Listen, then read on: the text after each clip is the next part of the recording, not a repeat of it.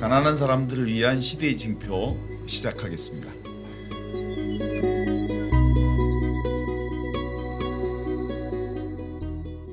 특별히 이명박 박근혜 정권 8년을 거치면서 한국 사회가 정치, 경제, 사회, 언론, 군사, 외교, 남북 관계까지 총체적인 파국을 보이고 있는 위기 상황입니다. 특별히 4.13 총선을 50여일 앞두고 있는 상황에서 시대의 징표는 총선 특집을 기획 편성했고 그 첫 방송으로 벼랑 끝에 선 한국 민주주의라는 주제로 한국 사회 전반을 짚어보는 시간을 갖고자 합니다. 오늘 특별히 김상수 게스트 함께 이렇게 모셨는데 소개 좀 해주시죠. 우리 김상수 선생님은 연극 연출가이십니다. 그리고 또 사진 작가이시기도 하고요. 지금 남방 한계선이라는 영화를 지금 제작하고 계신 영화 감독이기도 하십니다. 그리고 우리 사회에서는 사실 김상수 작가님을 많이 알고 계신데요. 그 한겨레 칼럼, 또 프레시안 칼럼, 미디어오늘 칼럼을 통해서 그 김상수 칼럼이라는 게 있었습니다. 그걸 통해서 오랫동안 한국 사회를 전반적으로 날카로운 시각으로 짚어주는 그런 언론인이시기도 합니다. 그리고 최근에 제가 말씀드렸듯이 페이스북이 1인 미디어로서 큰 영향력을 갖고 있는데 우리 김상수 선생님께서 페이스북을 통해서 아주 날카로운 사회 지적을 해주고 계십니다.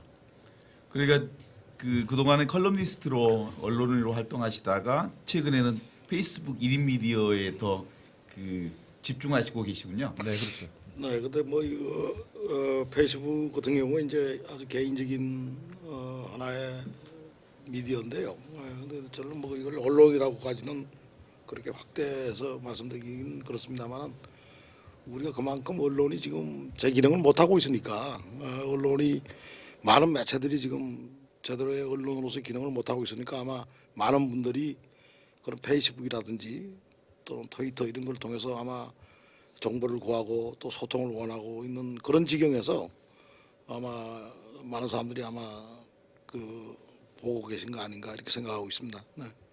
예.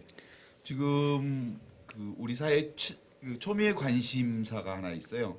특별히 박근혜 대통령이 25일이면 정확히 취임 3주년인데 박근혜 정부 현재 상황에 외교, 안보, 경제 어디를 봐도 사실 녹록하지 않는 현실을 두고 우선 테러 방지법에 관련해서 국회의장이 직권상정한 상황입니다. 이에 대해서는 야당이 의사방해라고 하는 방식의 필리버스터를 시작하고 있는지 지금 한 100시간이 넘었어요. 이런 상황 어떻게 보시는가요? 우리가 정말 상상할 수 없는 시대에 지금 역행한 시대가 왔습니다. 엄연하게. 그런데 최근에 박근혜가 국회에서 시정연설을 했는데 그 시정연설을 보고 내가 깜짝 놀란 게 40년 전에 1971년에 박정희의 긴급조치 유신으로 가는 그 연설문하고 거의 판박이에요. 그러니까 지금 시계바늘이 40년 전으로 간 겁니다. 정확하게. 그러니까 그거를 보면 딱 두 가지로 요약하죠. 헌법 파괴, 독재하겠다는 겁니다. 그런데 그것을 과거에는 고문, 공견한 납치, 공견한 백주 테러를 통해서 했다면 이제는 그거를 법을 통해서 법제화시켜서 그거를 강제하겠다는 거죠. 상당히 어느 측면에서는 진화됐다고 보는데 대단히 위험한 시기다. 그리고 지금 이번 테러 방지법 같은 경우에는 지금 국정원, 국가정보원에 지금 무소불위의 권력을 주겠다는 거다 말이에요. 그런데 지금 법조계에 있는 사람들이 이런 방법 없어요. 자기들이 가지고 있는 권능을 전부 헌법적인 질서를 다 뭉개고 완전히 특권을 국정원에 부여하겠다는 이런 엄청난 헌법 파괴 현상이 있음에도 불구하고 대한변호사협회 같은 경우에는 국민의 인권에 해가 되지 않는다는 지금 해석을 지금 국회에다 내다시피 하니까. 근데 그게 전문가 집단이다 말입니다. 우리나라 법률에 변호사가 되면 당연히 가입해야 되는 직역기구인데 그런 기구에서 공견하게 지금 이런 반인권적인 국민을 향한 이 테러 현상입니다. 이거. 그런데 이런 현상을 지금 냉정하게 비판하려고 하는 그런 입장에 서야 할 전문가 집단 지식인이 도리어 그게 동조하거나 방조하는 그런 의견서를 국회에 냈다는 것은 이건 심각한 지금 뭡니까 우리가 지금 위난을 맞고 있다. 대단히 엄중한 시기라고 봅니다. 네. 실제로 그 전문가 집단이 그렇게 얘기하는 과정을 보면 그 법률을 전공하지 않은 일반 시민들도 보면 그건 비상식의 상황인데 그렇습니다. 네. 그럼에도 불구하고 그 전문가 집단들이 그렇게 반응하는 방식 이게 지금 우리의 현실이잖아요. 그렇습니다. 우리가 오랫동안 그래 왔죠. 지금 우리가 역사의 고비고비마다 사실은 힘없는 사람들이 끌려다니면서 어떤 프레임 속에 끌려다니면서 나라가 상당히 어려움에 빠지는데 항상 거기에는 소위 전문가 집단들, 지식인 집단이 갖는 사회교란이 한국 사회를 치명적으로 허약하게 하고 있죠. 지금 가령 예를 들어서 지금 많은 언론들이 지금 쓰고 있는 프레임 속에 진보 보수라는 표현도 대단히 잘못된 관습적인 표현인데요. 우리가 보수라는 것은 말입니다. 그 보수라고 어떤 집단을 가정했을 때는 그 지켜야 할 가치가 뭔가 있다는 겁니다. 그건 뭐냐? 헌법입니다. 그래서 그 대개 우리가 지금 영국에 보면 그 왕자들을 다가 의례적으로 군대 내보내지 않습니까? 네. 그 뭐냐면 그 기득권을 그만큼 그 사회 자기들이 누리고 있는 특권에 반하는 또는 그게 비례하는 어떤 책임을 사회가 부여하는 겁니다. 그 왕자들 누가 군에 가라고 영국 국민들이 성화 부르지 않아요. 그러나 그렇게 가야 한다는 것이 그네들의 질서죠. 마찬가지로 보수라 그러면 자기 절제, 전통 문화를 존중하고 자기 역사를 존중하고 헌법 가치를 옹호하고 이게 보수인데 우리는 헌법 가치를 파괴하고 군대 안 가고 세금 안 내고 도둑질하고 이 사람들을 보수 집단이라고 지금 언필칭 그건 보수를 참칭하는 거죠. 조선일보가 보수 신문이 아니죠. 우리가 지금 가스통을 들고 나오는 할아버지들이 보수 단체가 아니죠. 근데 언론이 그렇게 표현하고 있어요. 소위 진보연하는 신문들도 통칭 그렇게 표현하고 있는데 이건 대단한 언어의 인식의 오류다. 이건 대중들한테 굉장히 혼돈을 줍니다. 마치 그네들이 무슨 가치관이 있고 그네들이 뭔가 어떤 이념 집단인 것처럼 우리가 이렇게 어프로치하는 건데 그건 사실은 잘못된 거죠. 그 깨야 합니다. 보수를 참칭할 뿐이지 그건 보수가 아니죠. 그래서 정말 우리 사회 중요한 거는 보수냐 진보의 편가르기가 아니라 이성적이냐 반이성적이냐 그것이 우리 사회의 해악이냐 아니냐 부패냐 반부패냐 어떤 이런 상식 비상식 이런 것들 이런 가치관으로 해서 재조정되고 그 언어가 다시 명명돼야 합니다. 이 대단히 지금 대중들한테 혼돈을 주고 있는 명칭이라고 저는 봐요. 그러니까 언어가 제대로 서야 네, 그렇습니다. 실제로 제대로 그 사회의 가치가 정립이 될 텐데 네네. 일단 언어부터 혼돈이 된 네, 사회 혼돈이죠. 네. 그래서 특히 이명박 정권 들어서부터 지금 박근혜 8년 동안에 소위 이 지배계급이 쓰고 있는 언어의 사회 교란은 굉장히 치명적이죠. 그러니까 지금 노동개혁이라는 표현도 사실은 그 노동 가치를 지금 그 자본편에서 완전히 일방적으로 핸들링하겠다는 거 아닙니까? 그러면 그거는 노동 가치를 붕괴시키는 거죠. 근데 그거를 노동 개혁이라고 표현합니다. 마찬가지로 지금 뭐 개혁이니 이런 그 여러 가지 그 명명되는 언어들이 그 언어 뒤에 가지고 있는 그 혐의들, 그 언어가 그 언어를 벗겨내고 보는 그런 놈들이 언론인데 언론들이 그걸 받아쓰기 하듯이 그대로 그 문장을 쓰고 있어요. 우리는 굉장히 지금 그런 의미에서 아주 많은 혼돈을 겪고 있어요. 예. 특별히 지금 그 필리버스터라고 하는 국회 선진화법을 통해서 만들어진 거죠. 네네. 그러니까 합법적인 의사진행 방해. 자유토론이죠. 자유토론이죠. 네, 자유토론입니다. 네. 그런데 그것까지도 방해하는 새누리당 뭐 지난번에 신경민 의원이 며칠 전에 네. 밝혔죠. 그 새누리당 공약이었다 그게. 그런데 자기들이 내놓은 공당의 공약을 자기들 스스로 부정하지 않느냐 하는 그 모순을 지적했는데 지금 국회에서 야당이 할 수 있는 방법이 그것밖에 없는 거예요. 그 많은 숫자가 청취할 수 있는 또는 시청할 수 있는 가청 장치도 없어요. 그뭐 공중파에서 다룹니까? 종편에서 전혀 안 다루잖아요. 단지 그 떠드는 그 작은 미디어들이 지금 그걸 중계하고 있는데 어쨌든 지금 그 국회의원들이 장시간 그런 역할을 할 수밖에 없는 현실, 기가 막히는 현실이죠. 네. 김현욱 대표님은 필리버스터를 어떻게 보셨어요? 지금 여러 가지 사회운동을 하면서 그런 것이 얼마나 중요하고 여론을 조성하느냐 이런 이야기 많이 하는데 저는 또 반대로 지금 이 보수라는 의미가 잘못됐다고 말씀하셨는데 잘못된 그 집단의 한가운데 고령화 하신 분들이 계시잖아요. 그 60세 이상의 고령화 그 사람들은 SNS라든지 페이스북이라든지 인터넷 방송하고는 거리가 먼데 이렇게 정말 그 중요한 사안들을 바로 SNS나 페북이나 이런 것을 통해서 계속 하는데 지금 필리버스터 하고 계시는 것도 공중파 방송에서는 할 수가 없는 거잖아요. 네. 가장 어떻게 보면 이것에 대해서 가장 의식이 깨어야 할 분들이 배제된 상태를 저희가 좀 간과하고 있지 않나 그런 생각을 하고 그런 있어요. 측면도 있고요. 또 하나가 이제 제가 이게 한국 사회에서 보면 그 50대 이상의 연령에 대해서 우리가 상당히 뭉뚱그려서 익숙하게 표현하는 것들 그것도 사실은 굉장히 프레임에서 나오는 발상일 수도 있어요. 가령 지방색이라든지 지금 제 주변에는 지금 뭐 60, 70대 분들도 의식이 청년 못지않게 살아있는 사람들 많습니다. 예. 그런데 바로 우리가 그런 것도 상당히 기존의 기왕의 그런 이해나 기왕의 관습적인 그 시각이 아니고 조금 더 넓게 그럼 과연 그런 문제를 그분들을 그러면 우리는 어떻게 이 사실을 제대로 알리는데 우리가 좀 더 역점을 둬야 하지 않을까 그분들하고 어떻게 우리가 문제를 같이 원원하고 연대할 수 있을까 이런 고민이 훨씬 더 나는 더 생산적이다 이렇게 보죠. 네. 물론 우리 김 대표님 말씀처럼 현실은 그렇습니다. 현실은 그렇지만 그러나 우리가 좀 더 분별력 있게 본다면 사실 그 사람들이 다 87년대 민주화 투쟁했던 사람들이고 또 우리가 4.19라든지 이렇게 역사의 격동기를 끌면서 한국의 민주주의를 끌고 온 사람들이에요. 네, 그 사람들인데 그분들이 그럼 왜 그렇게 됐을까라든지 그분들이 어떻게 다시 그 과거에 그분들이 항쟁했던 어떤 기억들을 우리가 다시 어떻게 그분들하고 공유하고 전수할 수 있을까 하는 고민이 난 더 필요하지 않는가 이렇게 생각합니다. 네.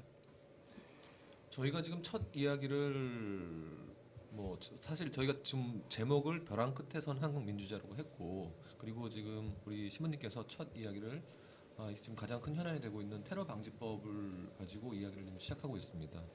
근데 테러 방지법은 결국 우리나라 이제 헌법을 완전히 무너뜨리겠다는 그래서 이제 헌법 국가 또는 민주공화국이라는 기본 틀 자체도 이제 부정하는 그래서 우리가 40년 전에 유신 시대로 다시 돌아가 버리는 이런 아주 극단적인 지금 사례잖아요. 그것은 이제 민주주의가 뭐 나아가기도 하고 퇴보하기도 하고 했지만 어쨌든 말씀하셨던 뭐 4.19 이거라든지 4.19 항쟁 또 혁명이라든지 87년 그 민주화 대투쟁이라든지 이런 과정을 거치고 그 다음에 뭐 공과가 많긴 하지만 우리가 민주정권 10년기라는 걸 거치면서 그때는 사실 좀 낙관을 했었잖아요. 근데 노무현 정권 5년을 거치면서 극단적으로 사회가 퇴행되다가 결국 이 이명박근혜 8년을 재앙을 맞게 된 건데 지금 사실은 현재 있는 우리 기득권 집단들 정부 청와대부터 시작해서 입법사법 행정에 있는 모든 그 사람들이 사실은 아까 말씀하셨지만 우리가 친일이라는 말이 잘못됐다고 하는데 사실은 민족 반역자들의 후예들이잖아요. 그러니까 우리가 이런 말을 하죠. 첫 단추부터 잘못 끼웠다. 그게 지금 청산되지 못한 역사다 하는 게 지금 밀려 지금 여기까지 오고 있는 상황인데 지금 이걸 어떻게 봐야 되는지. 그래서 전 지난 10년의 그 김대중 노무현 정권의 패착 그것이 정말 엄중하게 비판돼야 되고 사실은 지금 박정희 망령을 공식적으로 제도적으로 허가한 게 김대중 때예요. 그 국고로 지원했지 않습니까? 박정희 기념관을. 그만큼 한일했던 거죠. 사태를 보는 게 권력에 도취되어 있었던 겁니다. 냉정하고 또 치열하고 철저한 어떤 원칙을 내세워서 해야 되는데 지금 그런 형상들이 보세요. 지금 한강옥이라든지 또 누굽니까? 김용욱 해고로 썼던 그 뭐 누구죠? 뭐 있지 않습니까? 지금 김대중 최측근들이 지금 다 어떤 모습이냐 말이에요. 그러니까 그 과거의 정권을 비하하자는 게 아니라 그 과거 정권이 좀 더 겸손하게 더 치열하게 가열차게 이 어떤 역사관을 가지고 정말 겸손하게 했다면 이런 급격한 반동까지는 오지 않았다. 그렇죠. 저는 이렇게 보고요. 우리가 조금 아까 얘기했지만 박정희 망령이 제도화시킨 게 김대중 때입니다. 그다음에 노무현 정권의 패착은 이루 말할 수가 없어요. 그러니까 우리는 지금 현 정권에 대해서 우리가 비판한다 그래서 과거 정권이 가지고 있는 실수나 과거 정권이 가지고 있는 여러 가지 시행착오에 대해서 우리는 그것도 난 살펴야 한다 동시에 이렇게 봅니다. 이렇게 보고 현재 참 이거 이번에 지금 사드 배치 문제 이런 거를 통해서 제가 보는 현실은 한국의 미디어와 지식인들이 중국에 대한 이해가 상당히 잘못돼 있다. 객관적이지 않다. 중국이라는 나라가 말입니다. 100년 동안의 치욕을 경험한 나라예요. 100년 전에. 그리고 전쟁을 해서 그 난징에서는 대학살이 일어났지 않습니까? 30만에서 50만 명이 죽임을 당하는 걸 무기력하게 중국이 경험했기 때문에 만약에 한국에서 사드 배치한다 그러면 저는 중국이 타격을 가한다. 저는 이렇게 보는 입장이에요.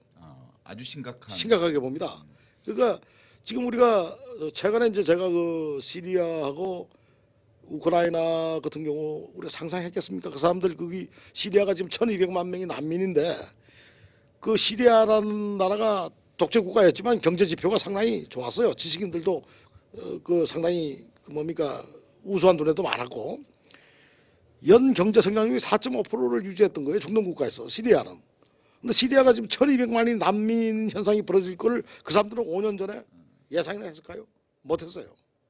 그 전쟁이라는 거는 이게 어디서 부지불식하게 나는데 지금 뻔히 보이는 굉장히 위험한 그 나는 이 시행착오가 나는 사드 같은 건데 우리 중국이 가지고 있는 그 그네들의 그 100년의 그 엄혹한 역사의 경험을 딛고 일어서는 중국에 대해서 어떻게 우리가 바라봐야 할까 하는 그 시각을 좀 다시 교정하고 정리할 필요가 있어요.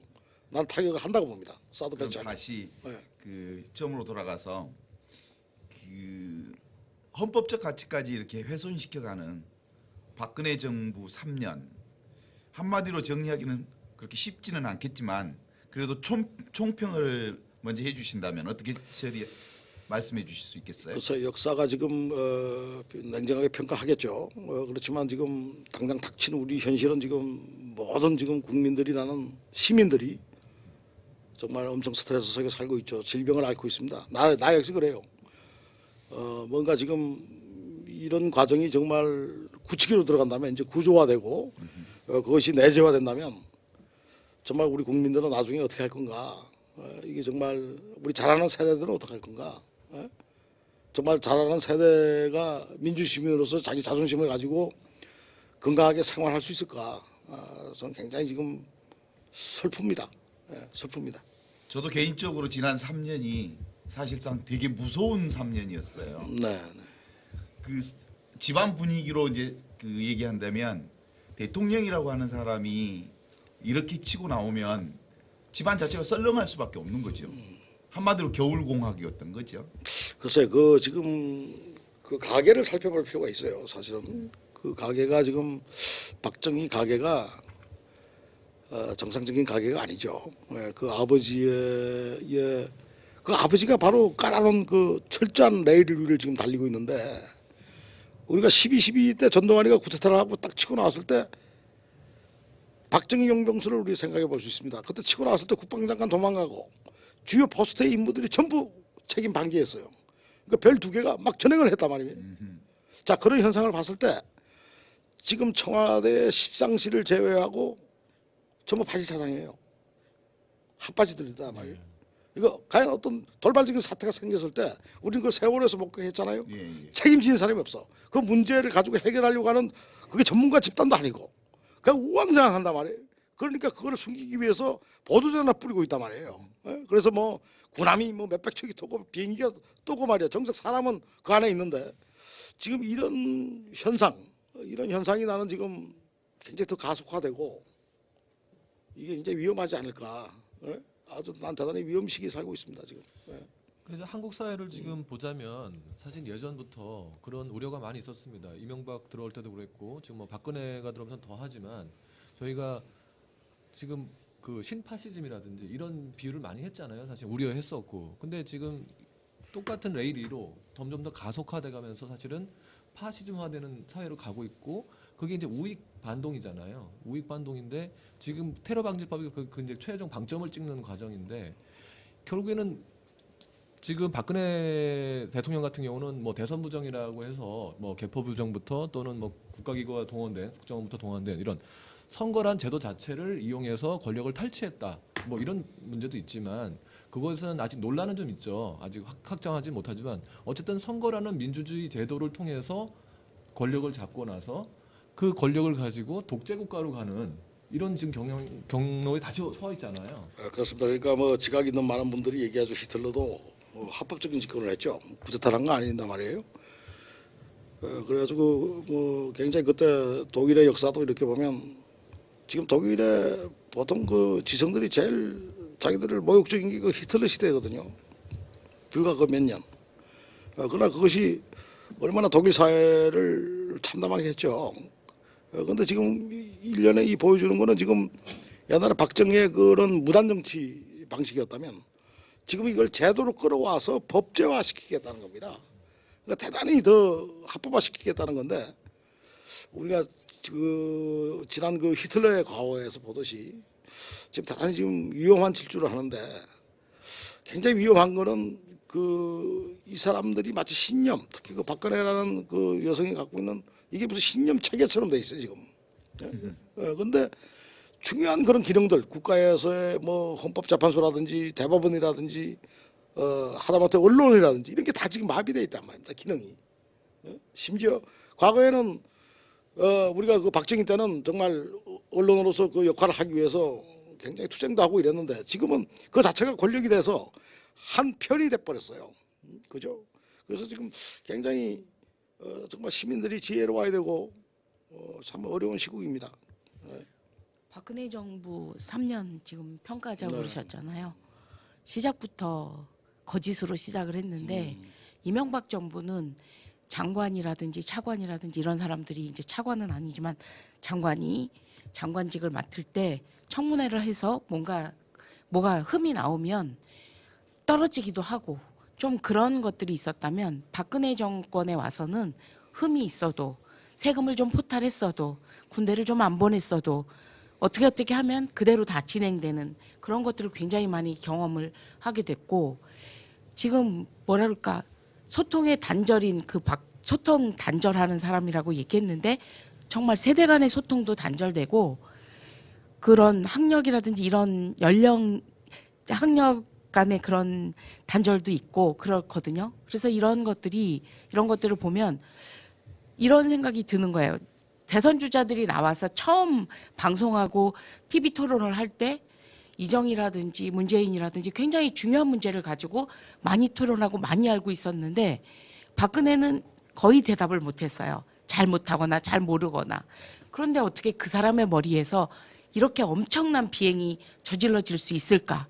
이 밑에 실체는 뭘까 하는 것이 궁금하고 정말 누가 이것을 움직이고 있는지. 그 박근혜 등장은 그게 박근혜의 단독적인 등장이 아니죠. 우리가 네. 역사 속에 가지고 있는 박정희라는 네. 그다음에 박정희를 바치고 있는 배경들 이런 것들의 등장이죠. 그런데 그래서 아까 제가 말씀드린 것처럼 지난 노무현 김대중 특히 김대중 노무현 정부의 10년의 패착이 이런 상상할 수 없는 반동을 가져오라는 것을 저는 노무현 일기에서 한번 그 장문의 글로 예고를 했었어요.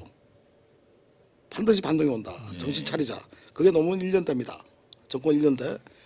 그 당시 제가 그 누가 노무현을 고립과 위기로 빠뜨리는가 하는 장문의 글을 썼어요.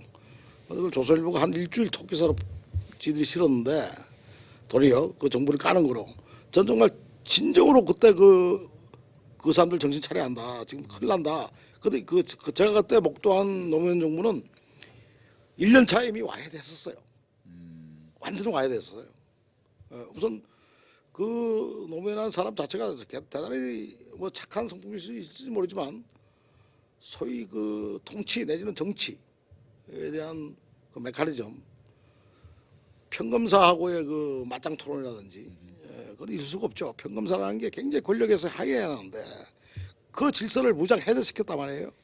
나는 그런 것들이 오늘날 이렇게 우리가 참혹한 아마 그 사람들도 이렇게까지 내다보지 못했을 겁니다. 그 마지막에 그 어디입니까? 저 성남 어디죠? 연수원에서 자기 지지자들 모아놓고 그 경상도 특유의 의향으로 여러분 한나라당 시대 끔찍하지요. 이렇게 개그를 하고 있었어요. 만약에 자기가 정확하게 현실을 목도했다면 대통령 긴급명령으로 이명박을 체포했어야 되는 거예요. 대통령의 그 막강한 권한을 그 사람은 제대로 행사를 안 했어요. 지금 이 지경까지 올 거를 만약에 우리가 못 내다봤습니까? 난 내다봐야 하는 게 정치라고 봐요. 난 그래서 그 사람들의 그 책임은 엄중하다. 이렇게 보고요. 그 다음에 우리가 박정희라는 이 괴물 현상이 우리가 저 뭡니까 80년대만 해도 이렇게까지 박정희가 돼도 안 됐었어요. 잠복돼 있었지. 예? 그러나 급격하게 이 박정희 귀신이 다시 오늘날 우리를 지배하기 시작한 거는 엄연하게 그 민주정부 시기에 그 박정희 기념관을 국가 제도화 시켜서 예산을 풀어준 게 김대중입니다.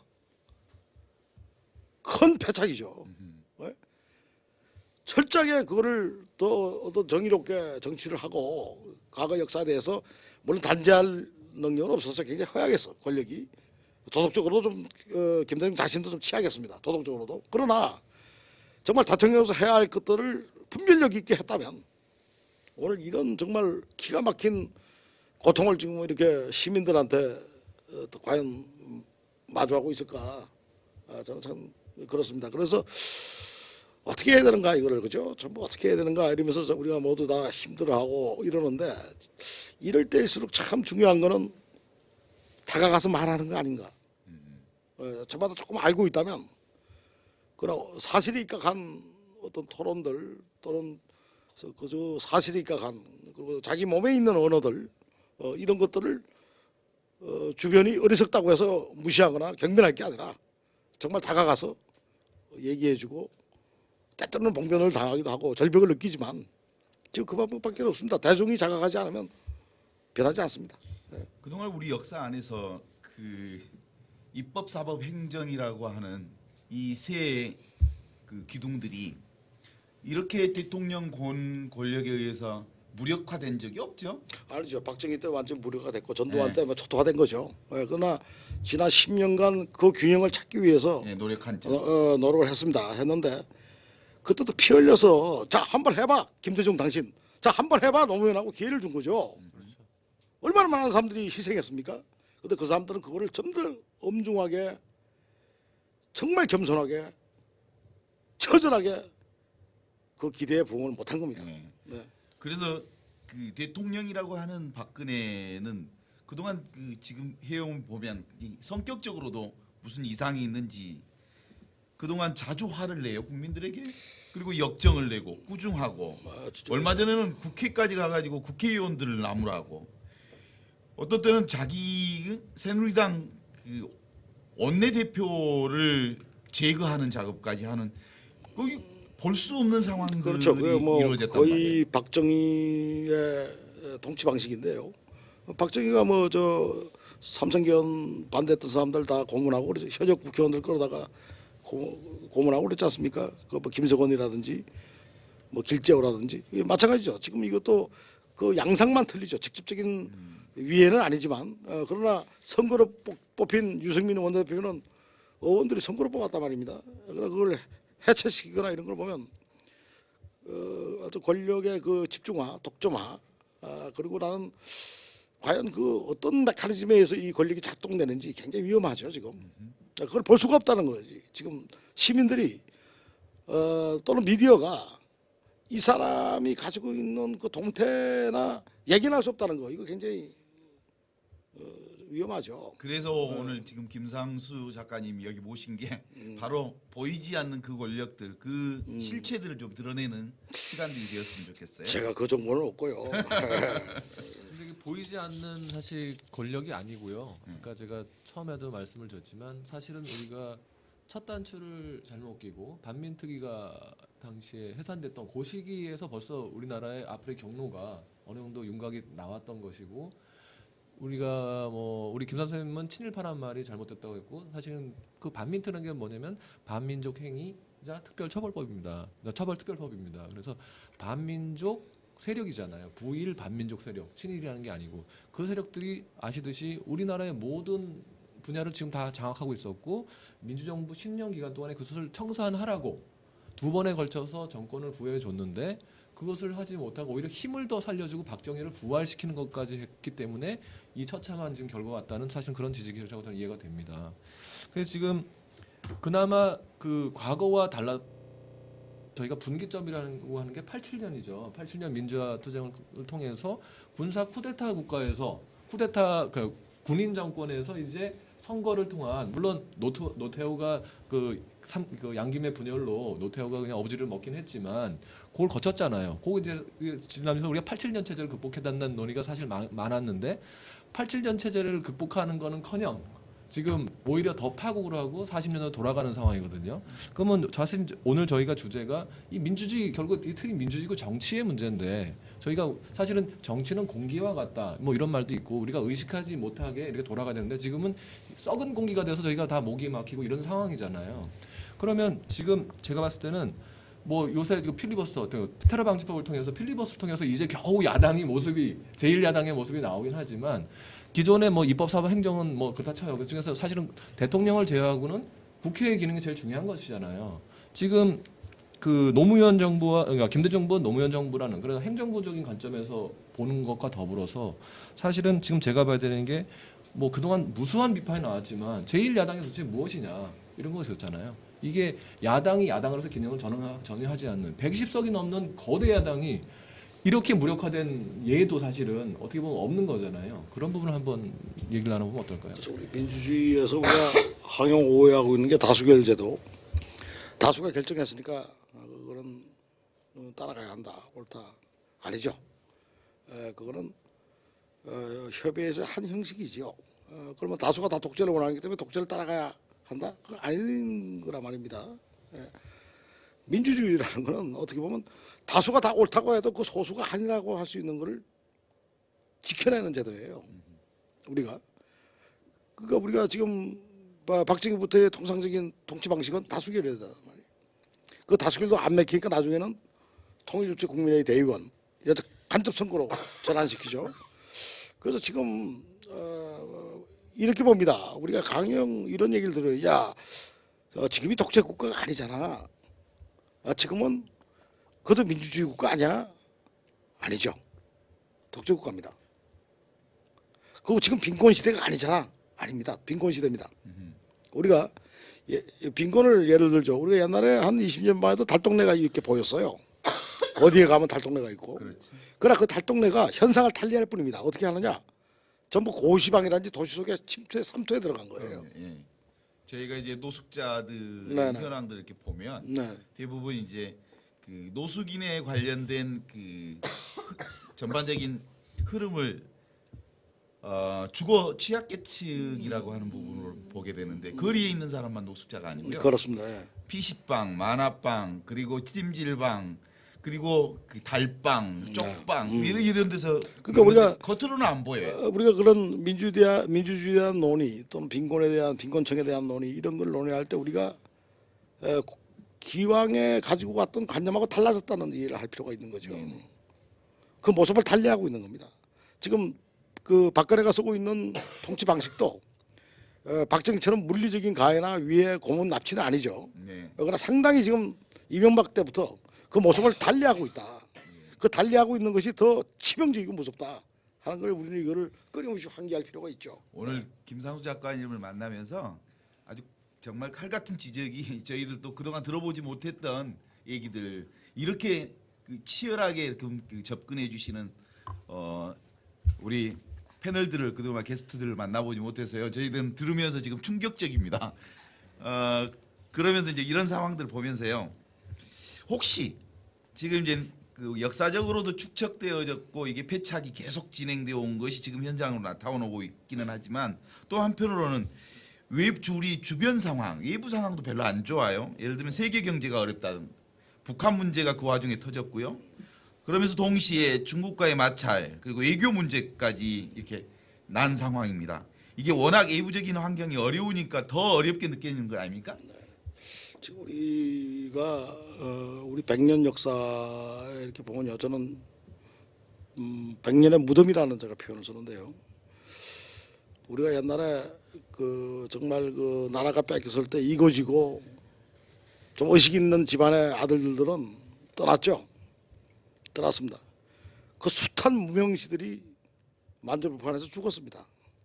예, 기가 막힌 거예요.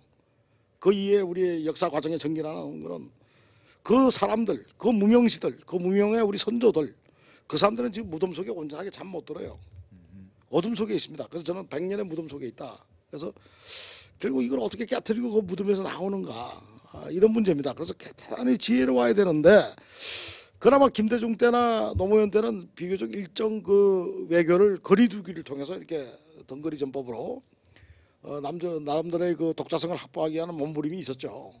그러나 지금 같은 경우는 너무 편리하고 간단하게 지금 어느 일국의 입장에 섣버리니까, 지금 중국이 사드 배치 문제 뭐 여러분 다 아시지만 지금 중국이 직접 미국하고 대화를 하니까 갑자기 그 명분이 없어졌어요. 이게 북한 위협이라고 강조하는 사람들도 지금 꿀먹은 벙어리가 됐어요. 다 대단히 위험합니다. 지금은 우리가 아까 조금 더 얘기했지만 정말 시리아나 크로아티아 같은 나라가 갖는 그 참담한 유민 현상, 이런 걸 우리가 과연 100년 전에는 국권을 구체적으로 뺏겼기 때문에 떠났는데, 지금 한반도 동북아 정세는 어떻게 떠날 수 있는 채비도 하기 전에 무참하게 나는 혼돈에 빠지지 않을까. 지금 굉장히 그렇지 않습니까? 지금 전쟁이라는 게 고사포로 왔다 갔다 하는 게 아니고 미사일로 그냥 때리는 거 아니에요? 우리 지금 저 원폭 그 핵발전소를 때리는 거 아닙니까? 우리 자체화이다 말이에요. 작전권을 얻고. 그 헛소리죠. 작전권이 없는데 뭘 무슨 무기를 작동해요? 작동시킬 수 있는 능력이 없는데. 응? 그러니까 지금 우리는 대단히 지금 위험하다. 정치, 외교, 내치, 외치 전부 다 지금 파국이다. 어렵습니다. 이때 국민들이 정말 시민들이 저는 국민이라는 표현도 적절하지 않다고 봅니다. 그것도 일본식 표현인데, 국민이라는 게 그게 굉장히 가부장적인, 마치 우리가 끊임없이 박정희가 강조했던 개인의 희생은 국가를 위해서는 당연하다는 듯한, 그래서 나는 국민이라는 표현도 적절한 표현이 아니라고 봅니다. 일본식 한자 아닙니까? 더 적절한 표현은 인민이죠. 우리가 수백 년 써왔던 표기가 인민인데, 그걸 이북이 점유하다시피 하고 그걸 공공연히 뜯어오면 혹시 저 빨갱이로 취급당할까 하는 그 자기 점검 때문에 우리는 국민이라는 말을 쓰고 있죠. 사실은 인민이죠. 인민이라는 말 써야죠. 하여간 저는 그거를 좀 더 자각된 인민으로서의 그 생명성이 조금 자각된 제도로 오는 과정을 저 시민이라고 보는데, 난 시민들이 정말 이런 조그만 방송도 기회를 통해서 자꾸 알리고 말하고 서로 격려하고 서로 응원하고 이런 노력들